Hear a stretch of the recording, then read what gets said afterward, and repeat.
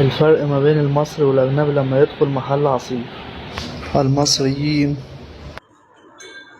في كوباية عصير يا عم. بكام بكام يا خد في عندك بكام؟ خد صبت أصغر واحدة عندي. دي شفاطة. هات. إيه يا عم المعاملة دي؟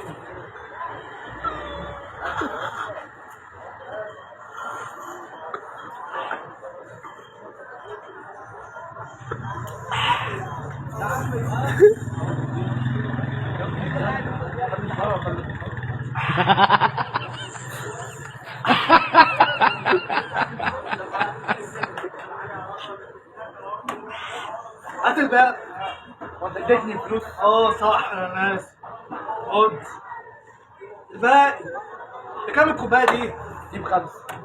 ليه يا عم؟ خليها ب 4 جنيه. ليه يا عم؟ حلو عليها 4 جنيه. ده لو كل الزبائن اللي زبطت كنت قفلت المحل. لا يا عم ادينا 4 جنيه، اديني الباقي انا حلو 4 جنيه عليها.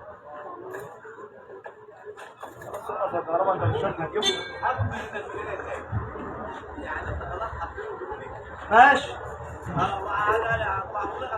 كده ب 4 جنيه ماشي. حلو. اشرب يا عم. اشرب. الأجانب. لو سمحت عاوز كوبايه عصير.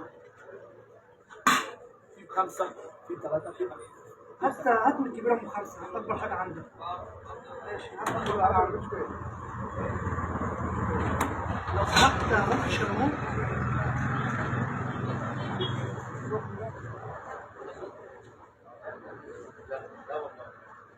نايس نايس. اتفضل.